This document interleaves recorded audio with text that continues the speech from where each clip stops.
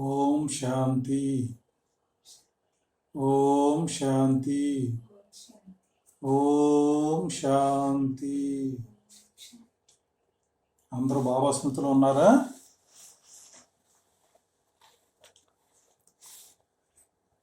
ఈరోజు మరజీవ జన్మ గురించి బాబా చర్చిద్దాం ఉన్నారు. పోయిన క్లాసులో మనం త్యాగము, తపస్సు, సేవ వీటి గురించి తెలుసుకున్నాం.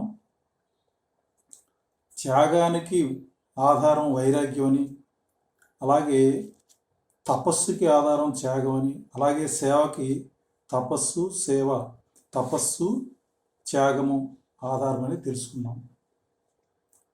అయితే త్యాగం అత్యంత ఉన్నతమైన త్యాగం ఏమిటంటే దేహత్యాగం అని. అంటే బాబా అయితే అవగుణాల త్యాగం చెప్పారు, త్యాగాన్ని త్యాగం చేయటం చెప్పారు. నిజానికి త్యాగాన్ని త్యాగం చేయడానికి ముందు ఉన్నతమైన త్యాగం ఏంటంటే దేహత్యాగము. దేహత్యాగం అంటే చనిపోవడం అని కాదు, దేహభ్రాంతి, దేహాభిమానాన్ని కూడా త్యాగం చేయటం. అంటే దేహం లేని స్థితి, అంటే పాత దేహాన్ని లేని స్థితి, అదే బాబా అంటారు మరజీవ జన్మ. అటువంటి స్థితిలో ఉండడం అనంతమైన త్యాగం అని బాబా చెప్పారు. అలాగే తపస్సుకి కూడా వైరాగ్యం ఆధారం అయితే, వైరాగ్యం కూడా ఎలా వస్తుందంటే బాబా ఏమన్నారు, అనంతమైన వైరాగ్యం రావాలి అన్నారు. అనంతమైన వైరాగ్యం అంటే దేహం మీద కూడా వైరాగ్యం రావాలి అన్నారు. దీనికోసం కూడా మరజీవగా కావాలి అని చెప్పారు.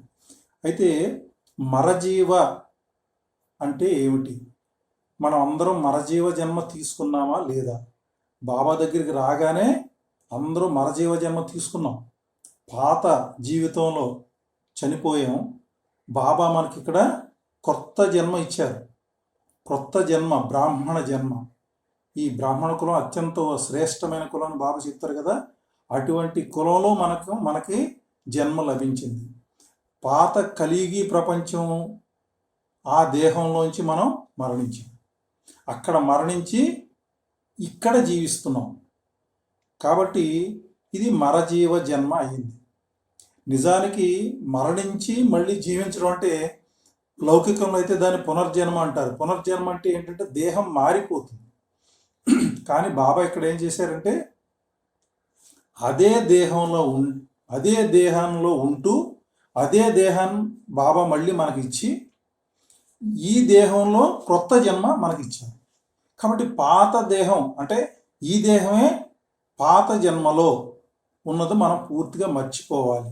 ఏ విధంగా అయితే జన్మ మారిపోయినప్పుడు అంతకు ముందు జన్మలో ఉన్న విషయాలు కానీ, సంబంధాలు కానీ, ఆస్తులు కానీ ఎలాగైతే గుర్తుండవో, అలాగే ఇక్కడ కూడా మనం ఇదే దేహంలో ఉన్నప్పటికి కూడా మన జన్మ మరజీవ జన్మ, క్రొత్త జన్మ లభించింది, బ్రాహ్మణ జన్మ లభించింది, దివ్య అలౌకిక జన్మ లభించింది.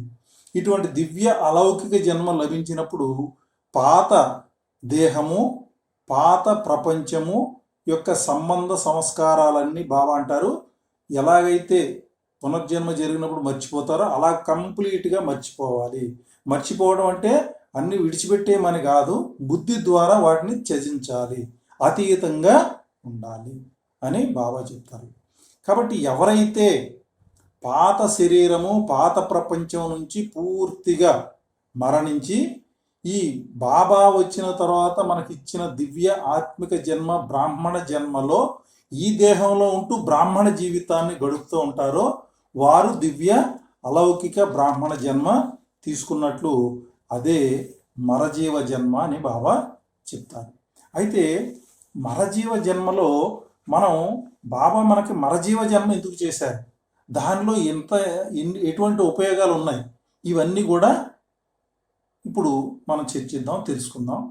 అయితే మరజీవ జన్మ అంటున్నారు బాబా. అంటే మరజీవ అంటే ముందు 2 అక్షరాలు మరణించటం, తర్వాత 2 అక్షరాలు జీవించటం. మరణించాలి, జీవించాలి. ఎక్కడ మరణించాలి, ఎక్కడ జీవించాలి? పాత శరీరం, పాత ప్రపంచంలో పూర్తిగా బుద్ధి ద్వారా మరణించాలి.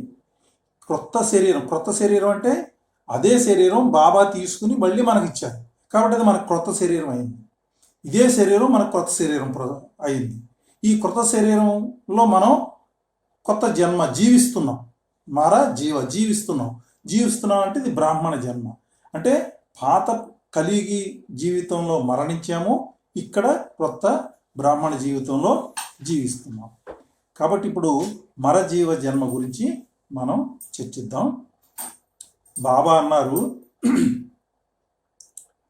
పిల్లలైన మీరు నా దగ్గరికి వచ్చిందే ఈ పాత ప్రపంచంలో మరణించడం కోసం. అంతేకాదు బాబా అన్నారు, ఎవరైతే బ్రతికి ఉండగానే మరణిస్తారో, అంటే జీతేజీ మరణ అంటారు బాబా. ఎవరైతే బ్రతికి ఉండగానే మరణిస్తారో అంటే ఇదే శరీరంలో ఉంటూ పాత జీవితంలో మరణిస్తారో వారి గడప వద్దకు కాలుడు కూడా రాలేడు అని బాబా చెప్పారు. అంటే ఎవరైతే దివ్య అలౌకిక జన్మ తీసుకుంటారో వారి గడప దగ్గరికి కాలుడు అంటే మృత్యువు కూడా రాలేదు అని బాబా చెప్పారు. అంటే చూడండి ఎంత దివ్యమైన వరదానం ఇది చూడండి. కాబట్టి పిల్లలైన మనం జీతేజీ బ్రతికుండగానే మరణించిన స్థితిలో ఉండాలి. అప్పుడు కాలుడు మన దగ్గరికి రాలేడు. అంటే సంగమయుగంలో మీరు జీవించి ఉండగానే మరణించడం నేర్చుకున్నారు కదా. ఎప్పుడైతే జీవించి ఉండగానే మరణించడం నేర్చుకున్నారో ఆల్రెడీ మరణించిన వాళ్ళ దగ్గరికి కాలుడు ఎలా వస్తాడు? వచ్చినా వస్తాడు, మనకు అవసరం లేదు కదా. మనం ఆల్రెడీ మరణించిన వారు కాళ్ళు వస్తే ఇదేం లేదు కదా, మనం భయపడే పని లేదు కదా. కాబట్టి ఈ సంగమ యుగంలో కాలుడితో మనకి భయం ఉండదు. ఒకటి. రెండోది ఏంటి, బాబా ఏమన్నాడు, మీ దగ్గరికి కాలుడు రాలేడు అన్నాడు. అంటే ఏంటి, ఎవరైతే జీవించి ఉండగానే మరణించిన స్థితి అంటే మరజీవ జన్మ తీసుకుని ఈ దివ్య అలౌకిక జన్మలో బ్రాహ్మణ జన్మలో జీవిస్తారో వారికి సత్యయుగంలో 21 జన్మల వరకు కూడా మృత్యువు దగ్గరకు రాదు. 21 జన్మలు అంటే అందుకే అమరులు అంటారు బాబు. కాబట్టి ఇక్కడ మరజీవ జన్మ తీసుకున్న వారే అమరులు అవుతారు. వారి దగ్గరికి మృత్యువు రాదు. వారు ఎప్పుడు కావాలంటే అప్పుడు శరీరాన్ని విడిచిపెట్టి వేరే శరీరంలోకి వెళ్తారు తప్ప అక్కడ మృత్యు అనేదే లేదు అన్నారు. కాబట్టి ఎవరైతే మరజీవ జన్మ తీసుకుంటారో జీతేజీ మరణగా ఉంటారో వారి వద్దకు సత్యయుగంలో బాబా అంటారు, అటువంటి పిల్లల దగ్గరికి సత్యయుగంలో 21 జన్మల వరకు సత్య త్రేతాయుగాలు రెండు కూడా అర్ధకల్పం పాటు మృత్యు మీ దగ్గరికి రాదు అని బాబా చెప్తారు. బాబా దగ్గరికి మనం మరజీవ అవడానికి వచ్చాం, అయ్యి కొత్త జన్మ తీసుకోవడానికి వచ్చాం. అయితే మరజీవ అయిపోయామా, అవుతూ ఉన్నామా, లేదా ఇంకా అవుదాము అనుకుంటున్నామా? ఇంకా అవుదామని అనుకుంటున్నామా? ఇది ఎవరికి వాళ్ళు చెక్ చేసుకోవాలి. కాబట్టి ఇప్పుడు వస్తున్న ఆత్మలు కాదు, కానీ మొట్టమొదట్లో ఏం చేసేవారంటే బాబా జ్ఞానం పూర్తిగా తెలుసుకున్న తర్వాత, వారికి పూర్తిగా అర్థమైన తర్వాత మరజీవ జన్మ, ఈ రోజు నుంచి నాది మరజీవ జన్మ అని మరజీవ భోగు పెట్టించేవారు. మధువనం వెళ్ళి మరి పెట్టించుకునేవారు, ఇది ఇక్కడ సెంటర్లో కూడా పెట్టించేవారు. మరజీవ భోగ్ అంటే బ్రాహ్మణ భాషలో దాన్ని మరజీవ భోగ్ అని అంటారు. అదే లౌకిక భాషలో అయితే ఏమంటారు తెలుసా? లౌకిక భాషలో ఏమంటారు? లౌకిక భాషలో పిండం పెట్టడం అంటారు. అంటే ఏంటి, ఇంకా ఆ జన్మకి అక్కడతో క్లోజ్, ఆ జన్మ అక్కడతోటి క్లోజ్ అయిపోతుంది అన్నమాట, అంతిమం అయిపోతుంది. అలాగే ఇక్కడ కూడా బాబా పిల్లలు బాబా వారిగా అయిన తర్వాత అలౌకిక దివ్య బ్రాహ్మణ జన్మ తీసుకున్న తర్వాత మరజీవ భోగు పెట్టించేవాడు బాబా.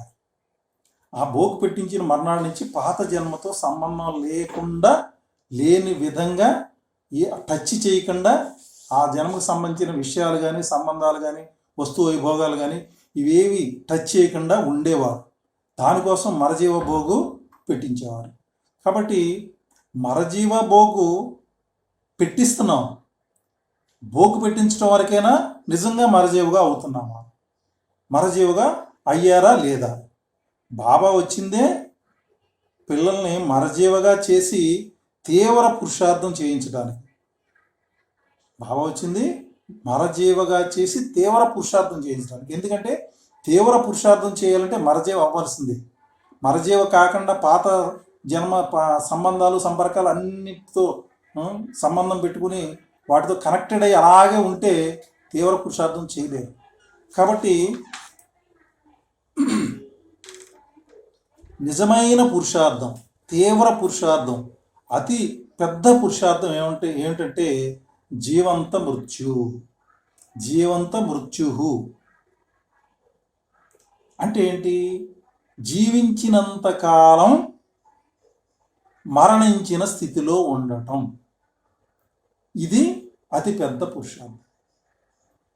అంటే ఈ బ్రాహ్మణ జీవితంలో ఎంత కాలం మనం జీవిస్తూ ఉంటామో పాత జన్మలో పూర్తిగా మరణించిన స్థితిలో ఉండాలి. జీవంత మృత్యు. ఈ శరీరాన్ని కంప్లీట్గా ఆత్మ విడిచిపెట్టి బాబాతో వెళ్ళేదాకా కూడా బాబా అంటారు పాత శరీరం, పాత సంబంధాలు, పాత ప్రపంచంతో మరణించిన స్థితిలో ఉండాలి. కాబట్టి అటువంటి స్థితిలో మనం ఉంటున్నామా?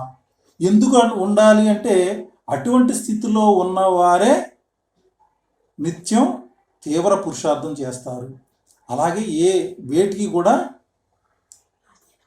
అధీనం కారు. అంతేకాదు వేటికి కూడా వారు లోను కారు, ఇబ్బంది పడరు. ఎటువంటి ఇబ్బంది వారికి ఉండదు. అన్నింటికీ అతీతంగా ఉంటారు. న్యారా और ప్యారాగా ఉంటారు. కాబట్టి బాబా మనకు మరజీవ జన్మ ఎందుకు ఇచ్చారు అంటే మనం అతీతంగా బాబాకి ప్రియంగా ఉండడం కోసమే బాబా మనకి ఈ మరజీవ జన్మని ఇచ్చారు. ఒక గురువుగారు ఉండేవారట. ఆ గురువుగారు మంచి యోగి, బాగా తపస్సు చేశారు, చాలా శ్రేష్ఠుడు. ఆయన ఎప్పుడు సంతోషంగా, ఆనందంగా, ఎప్పుడు ఖుషీగా, ఎవరి మీద కోపడేవారు కాదు, ఎవరి మీద ఏం చేసేవారు కాదు. ఇలాగా చాలా చక్కటి జీవితం గడుపుతున్నారు. వారి శిష్యులు కూడా ఉండేవారు అంట. అయితే ఒక శిష్యుడు గురువుగారిని అడిగాట, గురుగారు మేము ఎంత ప్రయత్నించినా సదా సంతోషంగా, ఆనందంగా, అందరితో ప్రేమతో మేము ఉండలేకపోతున్నాం. మీరు ఎలా ఉంటున్నారు గురువుగారు అని అడిగాడు. అడిగితే ఆ గురువుగారు ఏమోనయ్యా, నువ్వు అడిగిన ప్రశ్న సమాధానం తర్వాత ఆలోచిద్దాం, కానీ నాకు నీ ముఖం చూడగానే నాకు వేరే విషయం కనిపిస్తోంది. నీవు కరెక్ట్గా ఈ రోజు నుంచి 7 రోజుల్లో చనిపోబోతున్నావు అని చెప్పారట. ఇదేంటి గురువుగారు, నేనేదో అడిగితే మీరు ఇంకోటి చెప్తున్నారు? లేదు నాకు కనిపిస్తుంది. ఎందుకంటే ఆ గురువుగారు చాలా శ్రేష్టమైన వ్యక్తి, అన్ని సత్యం ఆయనకి బోధపడేది అనమాట. ఏది ఉన్నా కూడా ఆ గురువుగారు ఏది చెప్పినా జరుగుతుండేది. కాబట్టి ఎప్పుడైతే అలా చెప్పారో సరేనండి అని వెళ్ళిపోయాడు. వెళ్ళిపోయిన తర్వాత అతను 7 రోజులు, నాకు 7 రోజులే ఉంది, ఏం చేయాలి? అంతవరకు ఆయన జీవితం ఎలా మారిపోయిందంటే ఆ శిష్యుడి జీవితం అంతవరకు ఎవరంటే ద్వేషం ఉండేదో, క్రోధం ఉండేదో వారి అందరి దగ్గరికి వెళ్ళి వాళ్ళందరినీ క్షమాపణలు అడిగి వారితో మంచిగా బిహేవ్ చేస్తూ వారితో ఎంతో ఆనందంగా ఉంటూ పరమాత్మ స్మృతిలో నిరంతరం ఉంటూ ప్రతి వారిని ఆనందంగా ప్రేమగా చూస్తూ అందరూ మంచివాళ్ళే అనే స్థితిలో ఈ 7 రోజులు, ఇంకా 6 రోజులు అయిపోయింది, 2 రోజులు అయిపోయింది, 3 రోజులు అయిపోయింది, 4 రోజులు అయిపోయింది, ఇలా గడుస్తుంటే ఇంకా అందరి మీద శిష్యులందరి మీద, బయట వారందరి మీద ప్రేమ పెరిగిపోతూ ఉంది ఆయనకి. పెరిగిపోతూ చివరి సమయంలో అందరూ బాగుండాలి, నేను ఎలా వెళ్ళిపోతున్నానో అందరూ బాగుండాలి అనే స్థితిలో ఉంటూ చివరికి 7వ రోజు రానే వచ్చింది. 7వ రోజు వచ్చిన తర్వాత గురువుగారి దగ్గరికి వెళ్ళాడు. గురుగారి దగ్గరికి వెళ్ళి గురుగారు రా కూర్చో, ఏంటి ఎలా ఉంది, ఈ రోజే కదా నీకు ఆఖరి రోజు, ఎలా ఉంది ఏంటి అని అడిగితే బాగా ఉందండి, అంత బాగుంది అని చెప్పాడు. ఈ 7 రోజులు నీవు జీవితం ఎలా గడిపావు? ఈ 7 రోజులు నీకు ఎంతమంది శత్రువులు పెరిగారు లేకపోతే తగ్గారు అని అడిగారు. అడిగితే ఈ రోజు 7 రోజులు ఆనందంగా ఉన్నావా ఇవన్నీ అడిగితే, అవునండి గురుగారు, ఈ 7 రోజులు నాకు ఎవరి మీద కోపం రాలేదు, ఎవరిని నేను ఏమనలేదు, పైగా నాకు ఎవరి మీద ద్వేషం ఉందో అసూయ ఉందో వారందరినీ కలుసుకున్నాను, అందరికీ క్షమాపణ చెప్పుకున్నాను. కా నేను ఎంతో ఆనందంగా ఉన్నాను. అందరూ క్షమించేశారు కాబట్టి నాకు ఎంతో ఆనందంగా ఉంది. చాలా ఆనందంగా, ఏ చింత లేకుండా ఆనందంగా ఈ 7 రోజులు నాకు గడిచింది అని గురువుగారికి చెప్పాడు. అప్పుడు గురువుగారు అన్నారట, నువ్వు నిజంగా నీకు ఈ 7 రోజుల్లో నువ్వు చనిపోయేది లేదు, నీకు ఇది పాఠం, ఇది నన్ను నువ్వు అడిగావు కదా, క్వశ్చన్ వేసావు కదా, గురువుగారు మీరు నిరంతరం ఆనందంగా ప్రేమగా ఎలా ఉంటున్నారు అని అడిగారు కదా, పరమాత్మ స్మృతిలోనే ఎలా గడుపుతున్నారని అడిగావు కదా, ఇదే సమాధానం. నేను ప్రతిరోజు ఈరోజే నా మృత్యువు, ఈ రోజుతో నాకు సరి, ఈ రోజుతో నాకు సరి, ఈ రోజుతో ఈ ఒక్కరోజే నా జీవితం, ఈ ఒక్కరోజే నా జీవితం అని నేను గడుపుతాను. కాబట్టి నేను నిరంతరం ఆనందంగా ప్రేమగా అందరితోనూ ఉంటాను అని చెప్పారు. అంటే దీని అర్థం ఏమిటి? అంటే ఎవరైతే జీవంత మృత్యు స్థితిలో ఉంటారో, మరజీవ జన్మలో ఉంటారో వారికి ఎవరి మీద ద్వేషం ఉండదు, పగ ఉండదు, విరోధం ఉండదు, కోపం ఉండదు, ఏమీ ఉండవు. నిరంతరం ప్రేమ అందరికీ ప్రేమ పంచుతూనే ఉంటారు. పరమాత్మ స్థితిలో మగ్నమైపోయి ఉంటారు. కాబట్టే బాబా మనకి ఈ మరజీవ జన్మని ఇచ్చారు. ఈ మరజీవ జన్మ ద్వారానే మనం తీవ్ర పురుషార్థం చేయగలుగుతాం. అయితే ఈ మరజీవ జన్మలో మరణించిన స్థితి, జీవించిన స్థితి, ఈ 2 స్థితుల్లో ఎలా ఉండాలి అనేది తెలుసుకుందాం. ముందు ఈ బ్రాహ్మణ జీవితంలో జీవించిన స్థితి గురించి చర్చిద్దాం. బాబా ఒక పక్క అంటారు, మీ మరణం చాలా మధురమైన మృత్యు. బయట మృత్యు అనుకోండి, ఎంతో బాధపడతారు, ఇబ్బంది పడతారు, రకరకాలుగా ఉంటుంది, రోధిస్తూ ఉంటారు. కాబట్టి మీ యొక్క ఈ మరణం మధురమైన మృత్యువు కాబట్టి మీది జీవిస్తూనే మరణించిన స్థితి అని బాబా చెప్తూ, మీరు జీవిస్తూనే మరణించిన స్థితిలో ఉండాలి అని బాబా చెప్తూ, రెండో ప్రక్క ఏమంటారు, ఈ సంగమయుగం సంబరాల యుగం, ఈ సంగమయుగం సంబరాల యుగం, నేను స్వయం భగవంతుడు నాకు లభించాడు, ఆనందం పరమానందం పొందుతున్నాను, సర్వప్రాప్తులు పొందుతున్నాను, అన్నీ లభించాయి. ఈశ్వరుని మిలనంలో, మీ ఈశ్వరునితో నాకు మిలనం జరిగింది కాబట్టి పిల్లలు మీరు మంచి మౌజ్ ఖుషీలో గడపాలి, ఖుషీలో మస్తీలో ఉండండి, ఖుషీలో మస్తీలో గడపండి. మీ ఆనందాన్ని ఎవ్వరూ హరించలేరు. మీకు కాపారి ఖుషీ ఉండాలి, అంటే నకసిక పర్యంతం ఖుషీ ఉండాలి.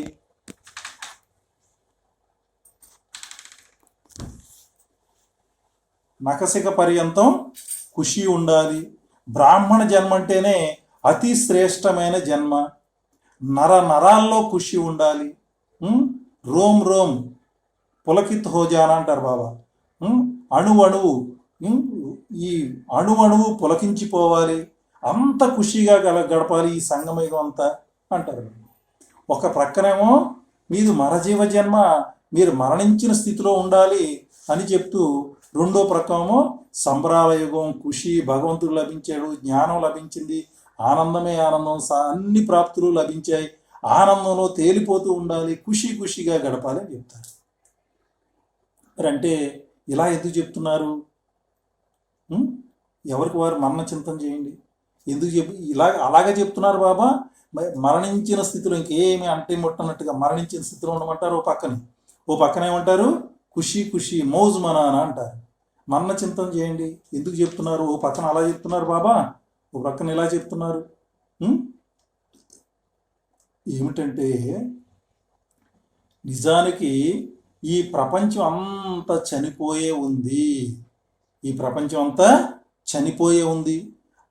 అన్నీ శవాలు, ఈ దేహాలు కనిపించేవన్నీ కూడా శవాలే. బాబా చెప్పారు కదా, బాబాను చూస్తే శివుని చూసినట్టు, బాబాను చూడకుండా శరీరాన్ని చూస్తే శవాన్ని చూసినట్టు, ఆత్మను చూస్తే శివుని చూసినట్టు, ఆత్మను చూడకుండా శరీరాన్ని చూస్తే శవం చూసినట్టు.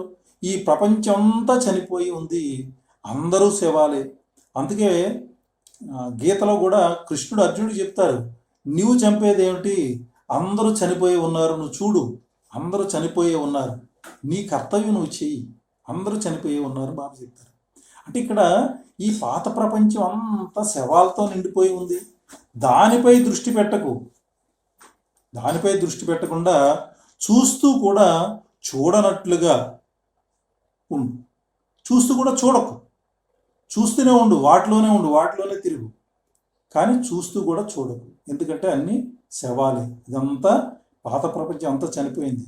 నాది క్రొత్త జన్మ, నేను ఆ ప్రపంచంలో లేను, వారి మధ్యలో నేను లేను. నాది క్రొత్త జన్మ, నాది క్రొత్త జీవితం. కొత్త జన్మ అంటే ఏం జన్మ? దివ్యమైన ఆత్మిక జన్మ, ఈశ్వరీయ జన్మ, బ్రాహ్మణ జన్మ. కాబట్టి అందరూ చనిపోయి ఉన్నారు, నేను మాత్రం కొత్త జన్మలో పరమాత్మతో, ఈశ్వరీయ జన్మలో, బ్రాహ్మణ పరివారంలో, బ్రాహ్మణులతో, పరమాత్మతో కలిపి ఉన్నాను. కాబట్టి ఎంజాయ్, బాగా ఆనందంతో మౌజులో ఉండు, ఖుషీలో ఉండు. ఎందుకంటే నాకు ఇంత భాగ్యం లభించింది, ఇన్ని ప్రాప్తులు లభించాయి, ఆ మౌజులో ఉండు. మిగిలిన పాత ప్రపంచం అంతా చనిపోయే ఉంది, ఈ మౌజులో ఉండు అని బాబా చెప్తారు. అయితే పూర్తిగా మరజేవగా అయ్యారా, లేక మరణించిన తర్వాత అప్పుడప్పుడు మళ్ళీ జీవం పోసేసుకుంటున్నారా? ఆలోచించండి. ప్రతి ఆత్మ బ్రాహ్మణ జన్మ తీసుకున్న తర్వాత పూర్తిగా మరణించారా, లేదా అప్పుడప్పుడు మళ్ళీ జీవించేస్తున్నారా? జీవించేయటం అంటే ఏంటి? పాత ప్రపంచంలో వెళ్ళిపోవడం, పాత ప్రపంచంలోని విషయాలు, వ్యవహారాలు, కార్యాలు, సంబంధాలు, సంపర్కాలు, వాటిలోకి వెళ్ళిపోవడం. వాటిలోకి వెళ్ళాము అంటే ఇక్కడ చనిపోయినట్లు. అక్కడ చనిపోయి మనం ఇక్కడికి వచ్చి మళ్ళీ వెళ్ళి అక్కడ జీవిస్తున్నాం అంటే ఏమంటారు? అక్కడ చనిపోయిన తర్వాత మళ్ళీ వచ్చిన వాళ్ళు ఏమంటారు? భూతాలు, దెయ్యాలు అంటారు కదా. మనం అక్కడికి వెళితే మన భూతాల కింద లెక్క అయిపోతాం అన్నమాట. కాబట్టి బాబా అంటారు, మళ్ళీ ఏమైనా జీవిస్తున్నారా? ఇక్కడ మనం ఒక్కసారి బాబా దగ్గరికి వచ్చామంటే సంపూర్ణ సమర్పణ అయిపోవాలి. ఇంకా మళ్ళీ పక్కకి వెళ్ళటానికి ఏమీ లేదు. అంత దేహం, తనువు, మనసు, ధనం అన్ని A to Z బాబాకి సమర్పణ, సంపూర్ణ సమర్పణ. ఎప్పుడైతే సంపూర్ణ సమర్పణ అయిపోయామో ఇంకా బయటికి వెళ్ళి జీవించే క్వశ్చన్ ఎక్కడ వస్తుంది, ఎరైజ్ అవుతుంది. అందుకే జనకుడు కూడా, అందుకే జనకుడు విదేహి అంటారు. జనకుడికి మంచి టైటిల్ అందుకే లభించింది. ఎందుకు లభించింది? ఒక్కసారి అష్టావక్రుడు నీ మనస్సు కూడా నాకు అన్నీ ఇచ్చేసాను కదా, నీ మనస్సు కూడా నాకు ఇచ్చేయమని చెప్పారు. మనస్సు ఎప్పుడైతే ఇచ్చాడో ఇంకేమైపోయాడు? ఇంకా కదలకుండా ఉన్నవాడు ఎక్కడ నుంచి ఉన్నవాడు అక్కడే, ఇంకా సంకల్పం చేయకుండా అలా ఉండి కింద పడిపోయాడు. గుర్రపు డెక్క మీద కాలు వేసి పైకి ఎక్కుతూ మనస్సును కూడా ఎప్పుడైతే ఇచ్చేసాడో అలాగే ఉండిపోయి గురువుగారు ఒళ్ళో పడిపోయాడు. అందుకే ఆయన విదేహుడయ్యాడు. విదేహి సామ్రాజ్యానికి, అంటే దేహంలో ఉంటూ కూడా విదేహి స్థితిని అనుభవించాడు. మనం కూడా ఆ స్థితిని పొందాలి. కాబట్టి ఇక్కడ బాబాకి మనం సంపూర్ణ సమర్పణ అయిపోయాం. సంపూర్ణ బలిహారం అన్నారు బాబా. అంటే సంపూర్ణ సమర్పణ అవ్వటం అంటే సంపూర్ణ బలిహారం అయిపోవాలి. సంపూర్ణ బలిహారం అంటే దేన్నంటారు? బాబా అంటారు ఇక్కడ జల్మరణ అంటారు, కాలిపోవాలి. పాత దేహం జల్మరణ. పాత దేహం అంటే పాత దేహం బూడిదైపోయింది, మంటల్లో కాలిపోయింది, కంప్లీట్ బూడిదైపోయింది. ఆ బూడిది కూడా చూడడానికి ఉండకూడదు, దాన్ని మళ్ళీ నీళ్ళలో కలిపేస్తారు. ఇక్కడ మా లౌకికంలో కూడా అంతే కదా, ఆ బూడిదని కూడా తీసుకెళ్ళి నీళ్ళలో కలిపేస్తారు. ఎందుకంటే మళ్ళీ ఎక్కడైనా అది కనిపిస్తే మళ్ళీ ఎక్కడైనా భావం వస్తుందేమో అని. ఇక్కడ కూడా మనం కూడా అంతే, సంపూర్ణంగా పూర్తిగా బూడిద రాక్ అయిపోవాలి, మరణించాలి. ఎప్పుడైతే కంప్లీట్గా పాత దాంట్లో బూడిద అయిపోయిందో మనం ఇంకా వెళ్ళటానికి కూడా, ఒకవేళ ఎప్పుడైనా సంకల్పం వచ్చినట్టు వెళ్ళటానికి ఉండదు. కాబట్టి అలా చేసేయమన్నారు బాబా. సంపూర్ణ బలిహారం. బాబా అంటారు, ఒక్క వేటుకి బలి అయిపోవాలి అంటారు బాబా. ఇక్కడ బాబా దగ్గర మనం వచ్చాం. వచ్చిన తర్వాత ఒక బ్రాహ్మణ జీవితంలో 2 అడుగులు, మళ్ళీ కలియుగ జీవితంలో 1 అడుగు, ఇలా కాదు. బాబా అంటారు ఒక్క వేటుకి బలిహారం అయిపోవాలి. అందుకే బయట బలు ఇచ్చేటప్పుడు కూడా ఒక్క వేటికి పడిపోవాలి, జాట్కు అంటారు. అంటే ఒక్క వేటికే పడిపోవాలంటారు.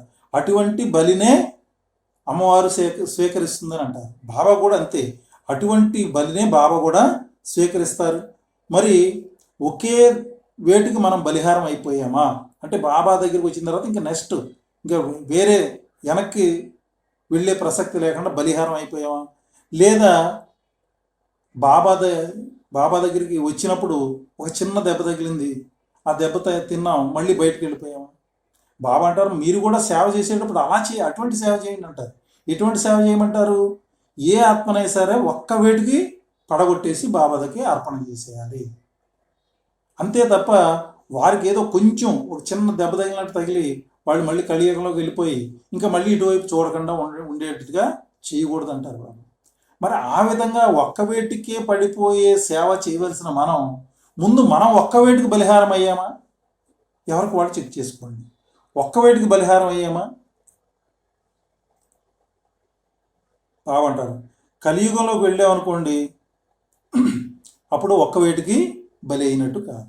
మనం ఈ దివ్య అలౌకిక జీవితంలో, ఈ బ్రాహ్మణ జీవితంలో ఉంటూ ఎప్పుడైనా సరే మళ్ళీ కలియుగంలో అడుగు పెట్టామనుకోండి, అంటే బాబాకి మనం ఒక్క వేటికి బలి అయినట్టు కాదు, సంపూర్ణ బలిహారం అయినట్లు కాదు. అయితే సంపూర్ణ బలిహారం కావాలి. అయితే మనం పూర్తిగా అర్పణ అయిపోయామా లేదా, పూర్తిగా మరజేవ అయిపోయామా లేదా. ఒక ఒక ఊర్లో ఒక ఫ్యామిలీ, ఒక జంట ఉన్నారు, భార్య భర్తలు 2 ఉన్నారు. భర్త కొంచెం అమాయకంగా ఉంటాడు, భార్య కొంచెం తెలివిగలాలి.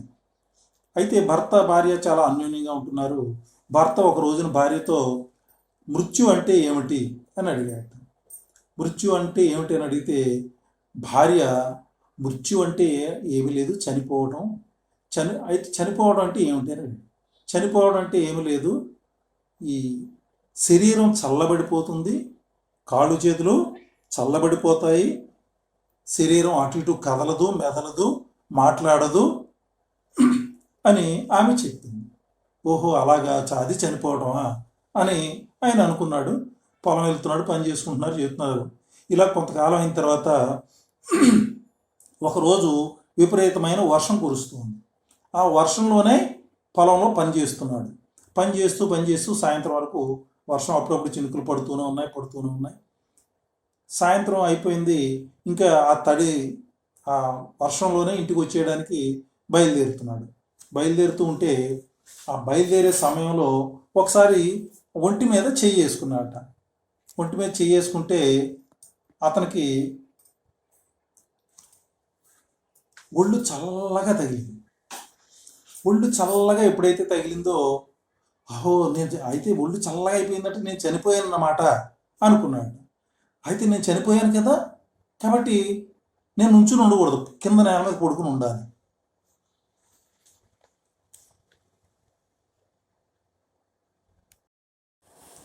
అయితే ఆ పొలంలో నుంచి పక్కనే రోడ్డు ఉంటే ఆ రోడ్డు పక్కనే నేల మీద పడుకున్నాడు. నేల మీద పడుకుంటే ఆ రోడ్డు అమ్మట వెళ్ళే వాళ్ళు ఇదేంటి ఇతను ఇలా పడిపోయాడు, ఏమైందో ఏంటో అని దగ్గరికి వచ్చి చూశారు.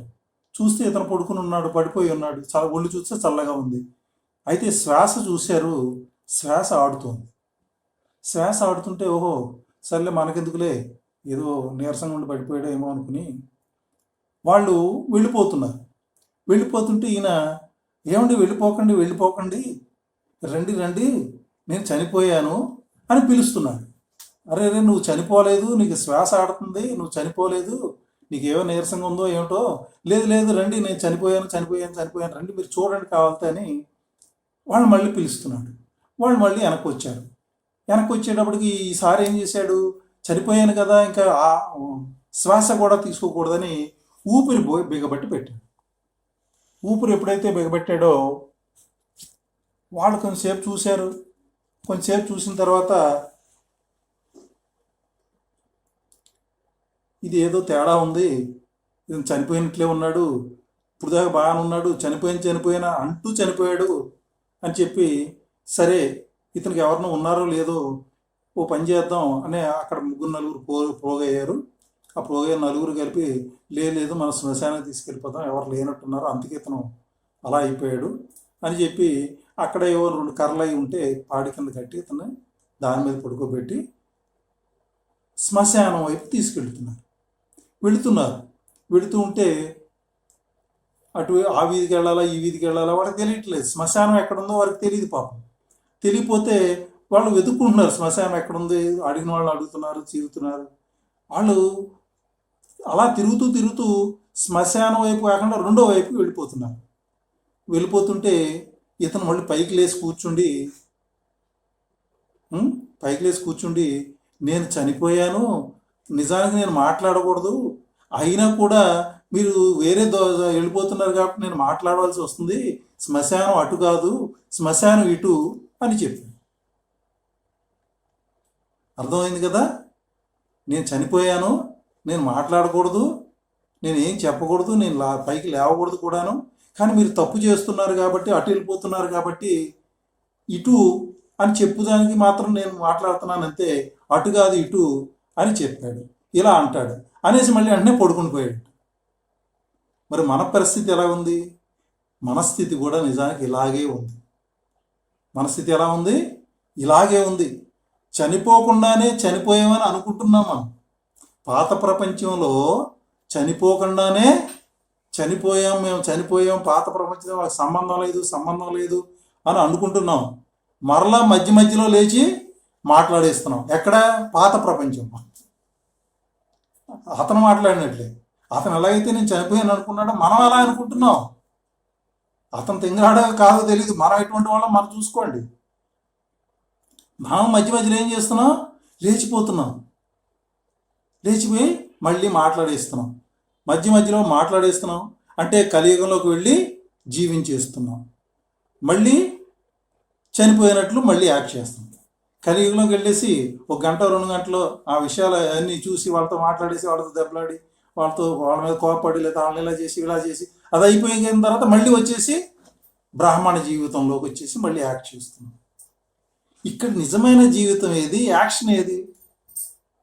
చూడండి, ఆలోచించుకోండి ఎవరు కావాలి. మరజీవం అంటే ఎలా ఉండాలి? యోగికి నిరంతరం మృత్యు చింతన ఉండాలి, అంటే జీవంత మృత్యు.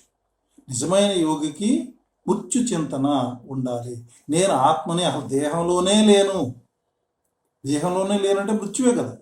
దేహం నుంచి ఆత్మ బయటికి వెళ్ళిపోవడం మృత్యువే కదా. నిరంతరం దేహానికి అతీతంగా, బాబా అంటారు కదా, ఇది మట్టి, ఈ మట్టికి అతీతంగా, ఈ మట్టి మీద కాలు పెట్టకండి, ఫరిస్తా ఎగిరిపోండి, ఈ దేహం అనే మట్టి మీద కాలు పెట్టకండి అంటారు బాబా. కాబట్టి బాబా అంటారు నిరంతరం మృత్యు చింతన అనగా దేహం నుంచి వేరుగా ఉండాలి, దేహానికి వేరుగా ఉండాలి. ఇలా వేరుగా ఉంటూ ఆ స్థితిని మనం అనుభవం చేయాలి. శివుడు భిక్ష ఎత్తుకున్నాడని చూపిస్తారు. అలాగే ఫకీర్లు ఉంటారు. వాళ్ళు కూడా పుర్రి చేతి పట్టుకుని భవతి భిక్షాందేహి అని తిరుగుతుంటారు. పుర్రి చేతిలో ఉంటుంది. దేనికి గుర్తుంది? పుర్రి చేతిలో ఉంటుంది. దేనికి గుర్తు? అనంతమైన వైరాగ్యానికి గుర్తు. అది భిక్షకు వెళ్ళినప్పుడు చనిపోయిన స్థితికి కూడా గుర్తు అనమాట. ఆ పుర్రె చనిపోయిన స్థితికి, మరజీవ జన్మకి గుర్తు. అది ఎవరిదో కాదు, అది మనదే. ఆ గుర్తు ఎవరిదో కాదు, మనదే. అనంతమైన వైరాగ్య స్థితిలో ఉన్నాము అని చెప్పడానికి అక్కడ ఆ పుర్రె చేతిలో చూపిస్తారు. కాబట్టి మనమే నిజమైన ఫకీర్ అంటే ఎవరో కాదు, మన స్థితే నిజమైన ఫకీర్. మామూలుగా మళ్ళీ వేరే ఫకీర్లు కాదు, నిజమైన పూర్తి వైరాగ్యంతో ఉన్న ఫకీర్లు ఎవరంటే మనమే. ఇక ఆత్మకి దేహంపై ఎంతో మోహం ఉంది. ఎంత మోహం ఉందంటే మనం లౌకికంలో కూడా మనం చెక్ చేయొచ్చు, చూస్తూ ఉంటాం. ఆత్మకి దేహంపై ఎంత మోహం అంటే ఆ దేహం చివరి స్థితికి, వృద్ధ స్థితికి వచ్చేసి ఆ దేహంలో అవయవాలు పాడైపోతున్నా, పురుగులు పడుతున్నా, ఏం పడుతున్నా కానీ ఆ దేహాన్ని విడిచి వెళ్ళిపోవడానికి ఇష్టపడదు ఆత్మ. అంటే అంత మోహం. ఎంత మోహం అంటే అసలు వదిలి వెళ్ళిపోయడానికి ఇష్టపడదు. ఎంత రోగి శరీరం అయిన కానివ్వండి, శరీరం పురుగులు పడినవ్వండి, అసలు వెళ్ళిపోవడానికి ఇష్టపడదు. వైరాగ్యం ఉండదు. మోహం మోహం మోహం, ఒకటే మోహం. ఇక అందుకే బయట ప్రపంచంలో చూడండి, గృహస్థులు ఎవరిని ఉన్నారనుకోండి, ఆ గృహస్థుల దగ్గరికి వెళ్ళి వైరాగ్యం గురించి మీరు మాట్లాడండి, వైరాగ్యం గురించి ఏమైనా చెప్పండి, అలా వినటానికి కూడా ఇష్టపడరు. వైరాగ్యం గురించే వినటానికే ఇష్టపడరు. అసలు చెప్పడం, మేము చెబుతామంటే మాకు వద్దండి అంటారు. వైరాగ్యం గురించి చెబుతామంటే అంటే మృత్యు అంటే ఎంతో భయపడిపోతారు. అందుకే మృత్యు వచ్చిందంటే రోధించడం మొదలు పెడతారు. అంటే మోహం అన్నమాట. ఆ మోహాన్ని వాళ్ళు జయించలేరు. మరి మీరు నిజంగా మరజేవయ్యారా? వాళ్ళతో పోల్చుకోవడం, నిజంగా మరజేవయ్యారా చెక్ చేసుకోండి. అంటే ఇక్కడ మరజీవ అయితే ఎలా ఉండాలి మన స్థితి అనేది చూద్దాం. అంటే మరజీవం అంటే ఏంటి? ఒక శరీరంలో మనం మరణించినప్పుడు ఆ శరీరం యొక్క స్థితి ఎలా ఉంటుంది? మనం దీంట్లో ఉన్నా కూడా ఈ శరీరం స్థితి అలాగే ఉండాలి, మన స్థితి అలాగే ఉండాలి. ఒక మృత శరీరాన్ని ఊహించండి. దానికి ఏమన్నా పేరు, పోస్టు, పొజిషను ఇవన్నీ ఉంటాయా? ఏముండవు. కేవలం ఏమంటారు? డెడ్ బాడీ అంటారు. శరీరాన్ని సంబంధంతో కూడా పిలవరు.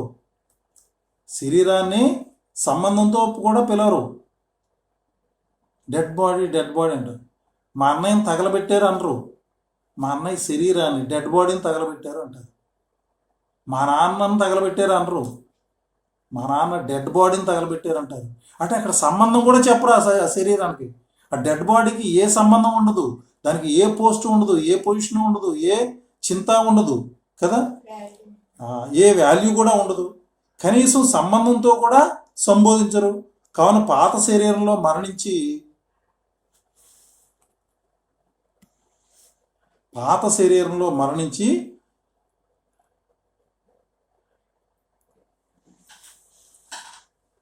మనం కొత్త శరీరంలో జీవించాలి.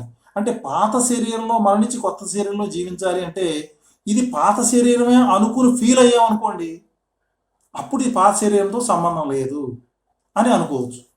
కొత్త శరీరం అనుకుని ఫీల్ అవ్వాలి. లేదు, పాత శరీరం అనుకున్నాం అనుకోండి, మనం బ్రతికేసినట్లే.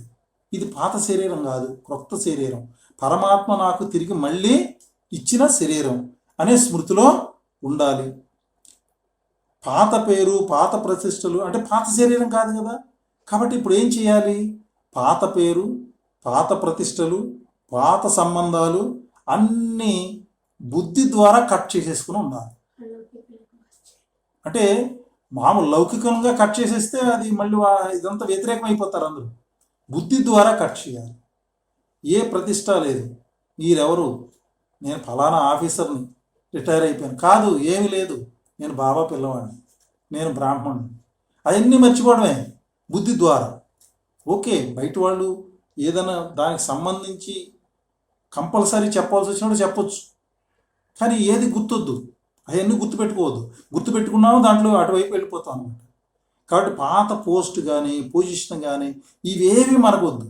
నేను ఇప్పుడు బ్రాహ్మణ ఆత్మను, మరజీవాత్మను, పరమాత్మ ప్రియమైన సంతానాన్ని, పరమాత్మకు సహయోగం చేసే ఆత్మను, నాది దివ్య జన్మ, అలౌకిక జన్మ, ఇదే గుర్తుండాలి తప్ప బుద్ధి ద్వారా అన్నీ కూడా కట్ చేసేయాలి.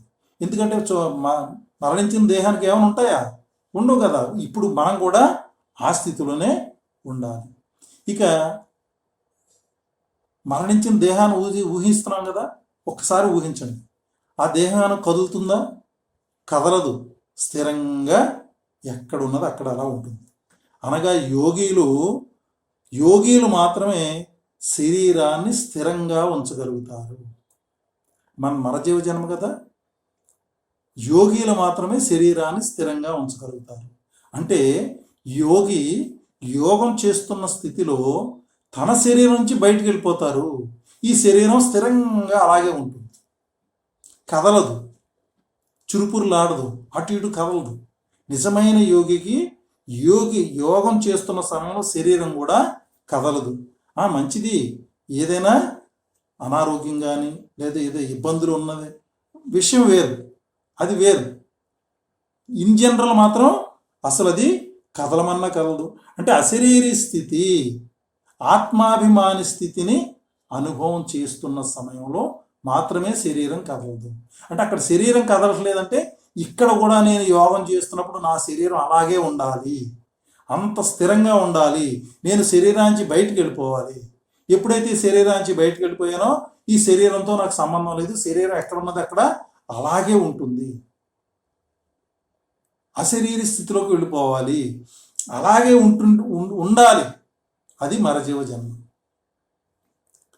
అయితే కొన్ని ఎక్సెప్షన్స్ ఉంటాయి. బాగా వృద్ధ శరీరాలు అయినప్పుడు, ఏదైనా ఇల్నెస్ ఉన్నప్పుడు, అనారోగ్యం ఉన్నప్పుడు ఏదో ఉంటాయి. అవి కూడా నిజానికి వారు కూడా అశరీర స్థితిలోకి వెళ్ళిపోతే ఆ అనారోగ్యం కూడా వాడికి అనుభూతి కాదు, ఏమి తెలియదు. కాబట్టి అటువంటి స్థితిలో ఉండాలి, అప్పుడు మరజీవజనం. ఎందుకంటే శరీరం కదలన స్థితి, అంటే చంచల స్థితి ఉండరాదు, చంచలమైన స్థితి అసలు ఉండకూడదు.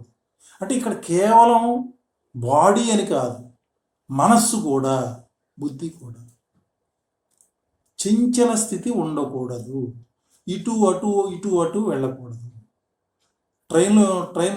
ట్రైన్లో ఉన్న వ్యక్తిని చూడండి. ట్రైన్లో ఉన్న వ్యక్తి నడిచి వెళ్తున్నాడు అనుకోండి, ఆ ట్రైన్ వెళుతూ ఉంది, ఇది నడిచి వెళ్తున్నాడు, ఏమవుతూ ఉంటుంది? లేదా ట్రైన్లో ఉన్న వ్యక్తి కూర్చునే ఉన్నాడు అనుకోండి, చంచలతో వచ్చేస్తుంది, స్థిరంగా ఉండడు. ఆ ట్రైన్ ఇలా ఇలా ఇలా పక్క ఊగుతుంటుంది. అటువంటి స్థితి ఉండకూడదు. మన మనస్థితి అచంచలంగా ఉండాలి, శరీరం స్థిరంగా ఉండాలి, మనస్సు అచంచలంగా ఉండాలి. ఇది మన జీవ జన్మ స్థితి అవుతుంది. జగదీష్ భాయ్ తెలుసు కదా అందరికీ. జగదీష్ భాయ్ సంజయుడు అని బాబా బిరుదిచ్చారు. జగదీష్ భాయ్ ఒకసారి బాబా కార్యనిమిత్తం కలెక్టర్ ఆఫీస్కి వెళ్ళవలసి వచ్చింది. ఆయన కలెక్టర్ ఆఫీస్కి వెళ్ళారు. కలెక్టర్ ఆఫీస్కి వెళ్ళి కలెక్టర్ గారిని కలవాలి అని కలెక్టర్ గారి దగ్గరికి అర్జీ పెట్టారు. అర్జీ పెడితే కలెక్టర్ గారు చాలా బిజీగా ఉన్నారు, మీరు కొంచెంసేపు కూర్చోండి, అయిన తర్వాత పిలుస్తారు అని చెప్పి, విజిటింగ్ రూమ్ ఉంటుంది కదా కలెక్టర్ రూమ్ పక్కనే, జనరల్గా ప్రతి అడ్మినిస్ట్రేటివ్ ఆఫీసర్కి ఆ రూమ్ని చేర్చే విజిటింగ్ రూమ్ ఉంటుంది. విజిటింగ్ రూమ్లో కూర్చోబెట్టారు.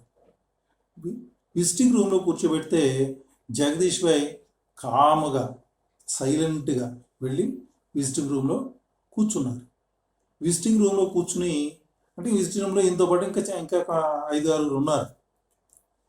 కూర్చుని చక్కగా బాబా స్మృతిలోకి వెళ్ళిపోయారు, సైలెన్స్లోకి వెళ్ళిపోయారు, మెడిటేషన్లో కూర్చున్నారు. మెడిటేషన్లో కూర్చుని నిశ్చలంగా ఆనందంగా ముఖం వచ్చేస్తూ హాయిగా వెలిగిపోతూ అంత చక్కటి స్థితిలో యోగం చేస్తూ కూర్చున్నారు. మిగిలిన వాళ్ళు వాచ్ చూసుకుంటున్నారు, టైం చూసుకుంటున్నారు, ఇంకా పిలవట్లేదు ఏంటంటున్నారు, లేచిళ్ళు అటు ఇటు తిరుగుతున్నారు, కొంతమంది బయటికి వెళ్ళి టీ తాగి వస్తున్నారు. రకరకాల చంచలం. కలెక్టర్ గారు ఆ పనులన్నీ చేసుకుంటూ కూడా ఒక కంటితో వీళ్ళని చూస్తున్నారు. కానీ వీళ్ళు ఏం చేస్తున్నారు చూస్తున్నారు. వాళ్ళతో ఉంటాయి కదా వీడియో కెమెరాలో ఏవో ఉంటాయి, చూస్తున్నారు. చూస్తుంటే జగదీష్ భాయ్ని కదలకుండా నిశ్చలంగా యోగం చేసుకుంటూ ఉండటం చూసి ఎంతో ముచ్చట పడిపోయి, ఆయనలో ఎంతో మార్పు వచ్చేసి అందరినీ ఆపి ఆయన పిలవండి అని, తన పని కూడా ఆపుకొని ఆయన పిలవండి అని ఆయన జగదీష్ భాయ్ని పిలిచి పని చేసి ఆనందంగా అందించారు. అంటే చూడండి, చంచలత్వానికి అచంచల స్థితికి తేడా, యోగం చేసుకున్న స్థితికి తేడా. మరజీవ స్థితిలో స్థితం అయితే ఆ తేడా. మరజీవ స్థితిలో స్థితి అయిపోయింది, ఈ దేహంలో నేను మరణించాను, బాబా దగ్గరికి వెళ్ళిపోయాను, బాబాతో ఉన్నాను, ఆత్మిక స్థితిలో ఆనందాన్ని పొందుతున్నాను. ఈ స్థితిలో బాగుంటే బాబా చూసుకుంటారు. మనకి బ్రాహ్మణ జీవితం అంటే నిశ్చింత జీవితం. మనకి ఏ చింత లేదు, అన్ని చింతలు బాబాది. మనం నిశ్చింత చక్రవర్తులను చేశారు బాబా వచ్చి. అటువంటి నిశ్చింత చక్రవర్తులు మనం. కాబట్టి ఇక్కడ చంచలత కొంచెం కూడా ఉండకూడదు. కలెక్టర్ గారు చాలా ఇంప్రెస్ అయిపోయారట. బాబా అంటారు, మనది సహజ రాజయోగం అని అంటాం. కాబట్టి అలా కదలకుండా ఉండాలి కాదు, తిరుగుతూ ఉండాలి, చేస్తుండాలి, చేయాలి. అది వేరు. సహజ రాజయోగం అనేది వేరు, కర్మల్లో వేరు. కర్మలు చేస్తున్నప్పుడు చేస్తూ యోగం చేయడం అది సహజ రాజయోగం. కానీ మనం మెడిటేషన్లో కూర్చున్నప్పుడు దేహానికి అతీతంగా వెళ్ళిపోతున్నాడు మరజీవ జన్మ. కదలదు దేహం. ఎందుకు కదులుతుంది? నేను లేను, అసలు నేను ఇక్కడ లేని దేహంలో బాబా దగ్గర ఉన్నాను. ఈ దేహం కదలదు.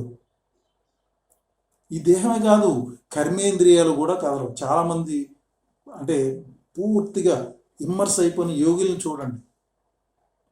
మేము ఎప్పుడో 90లోనే పాండభవన్లో వెళుతూ ఉంటే, గేట్ నుంచి లోనకి వెళుతూ ఉంటే నిజంగా ఆ పక్కన అరుగు మీద కూర్చుని ఫారినర్స్ ఇప్పుడు యోగం చేస్తున్నారు. అది చూస్తే నిజంగా అలాగా ఏమంటారు, స్టాచ్యూ మాదిరిగా ఉండిపోయారు కూర్చుని. అది చూస్తూ ఉండాలి, ముచ్చలేదు. ఎందుకంటే ముఖంలో ఆనందం, కళ, శక్తి, ప్రకాశం. శరీరం కదలదు. ఎక్కడో బాబాతో ఎక్కడెక్కడో తిరుగుతున్నారు, ఎక్కడెక్కడో ఆనందాన్ని పొందుతున్నారు వాళ్ళందరూ కూడా. అటువంటి స్థితిని పొందాలి అంటే మరజీవ జన్మ చాలా అవసరం. కర్మయోగం వేరు, అది కర్మయోగం అవుతుంది. ఒక గురువుగారు రోజు పురాణాలు చెప్తూ ఉండేవారు. పురాణాలు చెప్తూ పురాణం అవగానే ఆయనది ఒక రూమ్ ఉండేది. ఆ రూమ్లోకి వెళ్ళిపోయేవారు, తలుపులు వేసుకునేవారు. ఎవరితో ఏమి మాట్లాడటం ఇంకేమీ లేదు. ఆయనకి ఎవరు వద్దు. ఏదో కాస్త కొంచెం ఆహారం ఇస్తే లోన్ తినేసి మళ్ళీ బయటకు ఇచ్చేవాడు. మళ్ళీ ఆ రూమ్లోనే ఉండేవాడు. మళ్ళీ పురాణం చెప్పే టైంలోనే బయటకు వచ్చేవాడు. ఏమిటిది? లోన ఏం చేస్తున్నారు ఈ రోజంతా? చూసేవాళ్ళందరికీ ఆశ్చర్యం. ఇంకా ఆశ్చర్యం పట్టలేక ఆయన పురాణం చెప్తున్న సమయంలో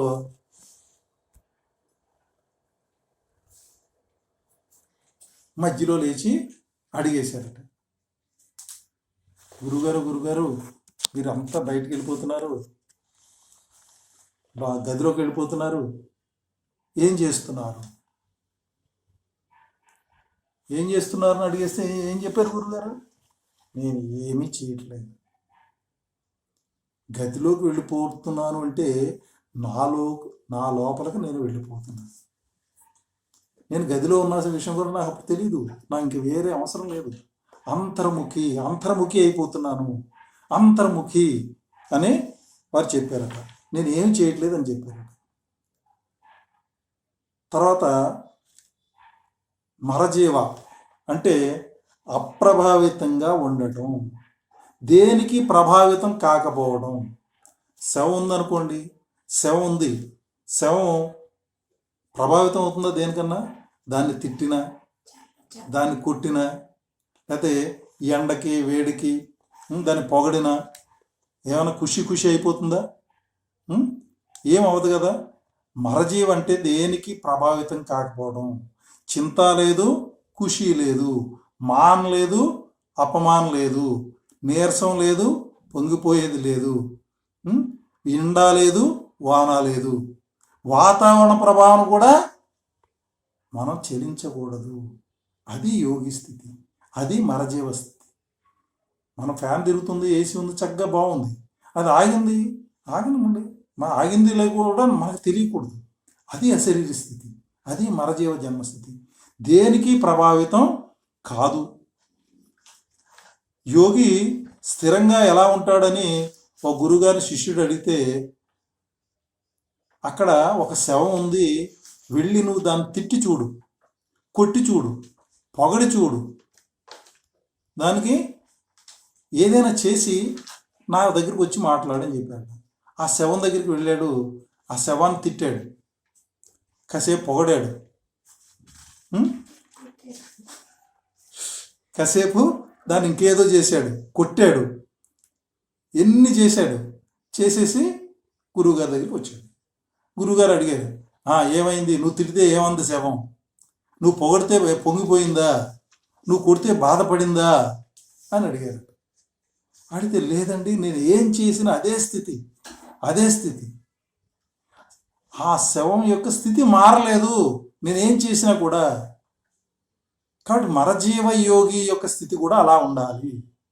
ఎవరు ఏమన్నా నా స్థితి మారకూడదు, పొగిడినా స్థితి మారకూడదు, తెగడినా స్థితి మారకూడదు, ధనం ఇచ్చినా స్థితి మారకూడదు, ధనం తీసుకున్నా స్థితి మారకూడదు, ఏదైనా అన్నా స్థితి మారకూడదు, మన మీద కోపం చేసినా స్థితి మారకూడదు, మన స్థితి మాత్రం ఎప్పుడు కూడా మారకూడదు. అది మరజీవ జన్మ స్థితి అవుతుంది. అంటే పొగడ్తలకి తెగడ్తలకి స్పందిస్తే మరి మరజీవ ఎలా అవుతారు? మీరు ఆలోచించుకోండి, చెక్ చేసుకోండి ఎవరికి వాళ్ళు. నేను పొగడ్తలకి స్పందిస్తున్నానా, అలాగే ఏమైనా నిందిస్తే స్పందిస్తున్నానా? పొగడ్తకి కూడా స్పందించకూడదు. బాబా అదే అంటారు కదా, మానవమానాలు అన్నింటిలో ఒకే స్థితి ఉండాలి, స్థిత ప్రజ్ఞత అంటారు. కాబట్టి మనం దేనికి కూడా స్పందించకూడదు. ఇంగ్లాండ్లో ఒక చర్చి ఉండేదట, చాలా పెద్ద చర్చి, అది చాలా హైట్ కట్టారు. ఆ పైన ఒక గంట పెట్టారు. ఆ గంట కొడితే మొత్తం ఆల్మోస్ట్ అంత ఏరియా వినపడుతుంది అనమాట. ఆ ఇంగ్లాండ్లో ఎవరు చనిపోయినా ఆ గంట కొట్టేవారు. గంట ఒకసారి కొట్టారంటే ఎవరో చనిపోయారు అని అర్థం అనమాట. అయితే ఇంగ్లాండ్లో ఒక కవి, ఆయన స్థితి ఎలా ఉండేదంటే గంట వినపడిందంటే నేను చనిపోయాను అనుకునేవాడు. నేను చనిపోయాను, ఈ దేహంలో లేను అనుకునేవాడు. అంటే దేహానికి అతీతంగా అయిపోయింది. ఆయన కవిత్వంలో కూడా రాసేవాడు. కవిత్వంలో కూడా ఆయన అదే రాసేవాడు. గంట మురోగిందన్నప్పుడు ఎవరో చనిపోలేదు, నేనే చనిపోయాను, నేను మరజీవ అయిపోయాను, నేను చనిపోయాను అనుకునేవాడట. ఇలా అనుకోవడం అంటే నేనే చనిపోయాననే సంకల్పంలో ఉంటే మన స్థితి దేహానికి అతీతంగా ఉంటుందన్నమాట.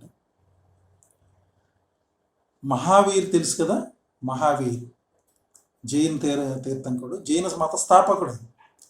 మహావీరు ఆయనలో తీవ్ర వైరాగ్యం వచ్చి ఆయన ఇంట్లోంచి బయటికి వెళ్ళిపోతారు అని అనుకుంటాడు అన్నమాట.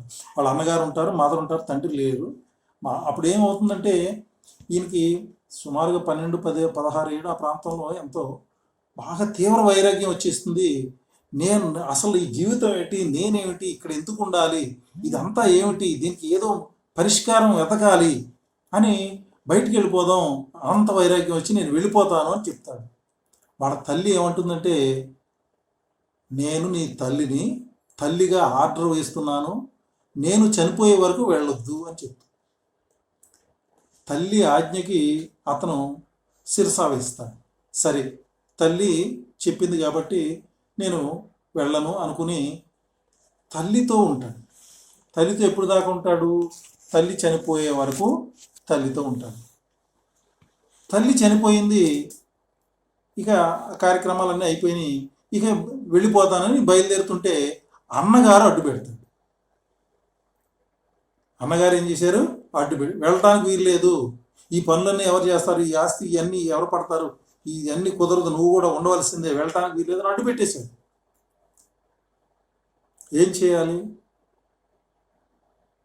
మహావీరు మరజీవ అయిపోయాడు. ఏమైపోయాడు? మహావీర్ మరజీవ అయిపోయాడు.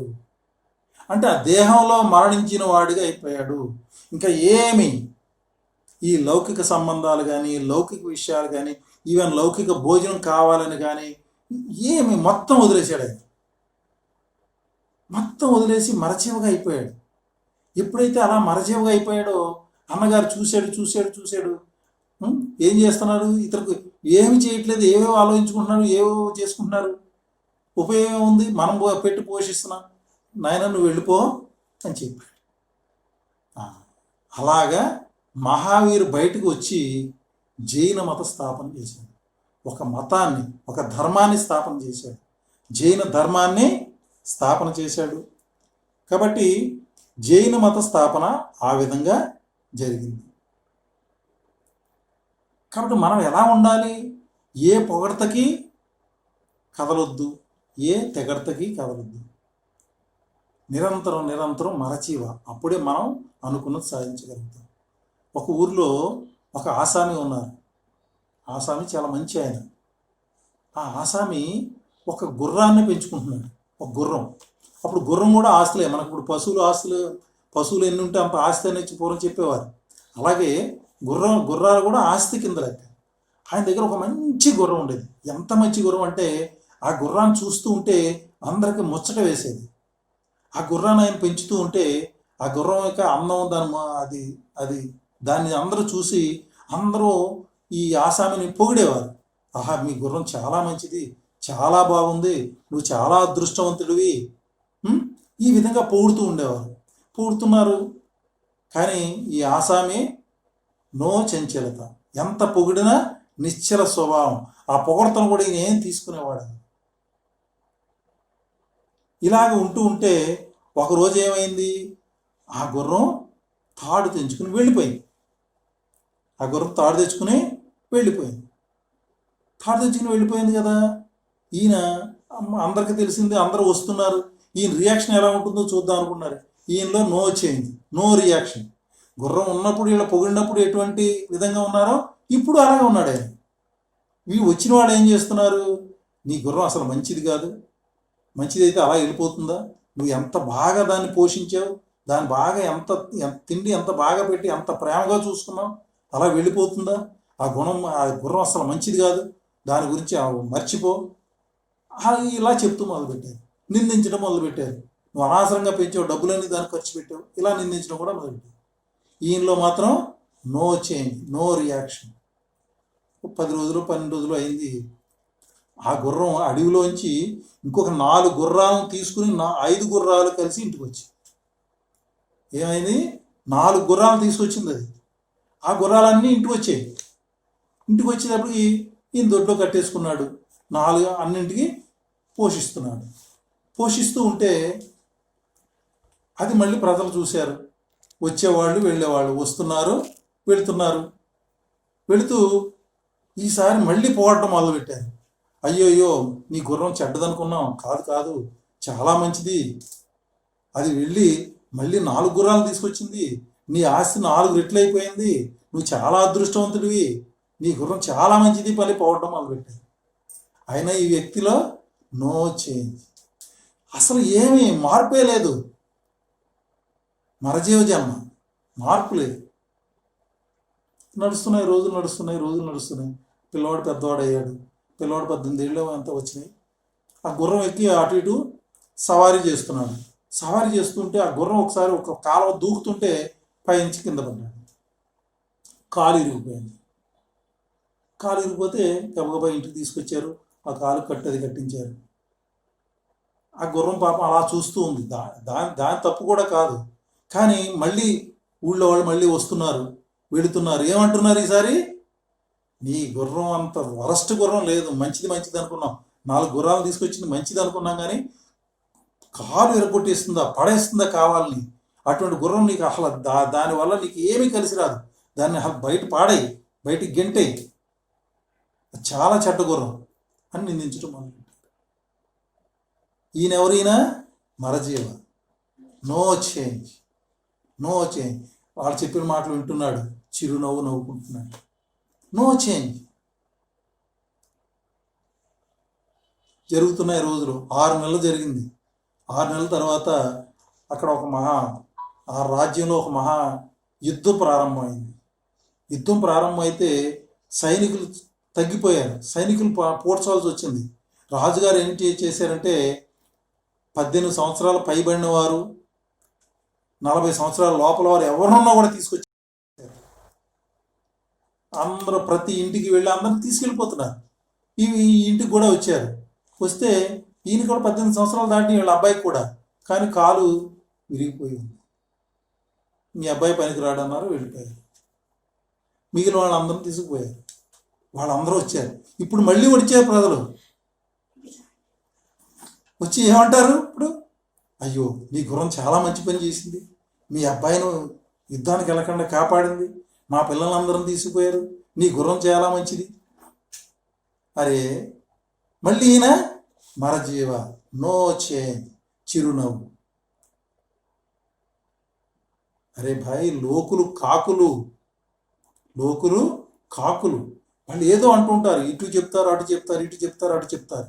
కాబట్టి దేనికి స్పందించకు, అది మరజీవ జన్మ. అయితే దీంట్లో ఇంకా 2-3 పాయింట్లు ఉన్నాయి, తర్వాత ఎప్పుడన్నా ఒకసారి తెలుసుకుందాం. సమయం అయిపోయింది కదా, ఇక్కడితో దీన్ని ఆఫ్ చేద్దాం.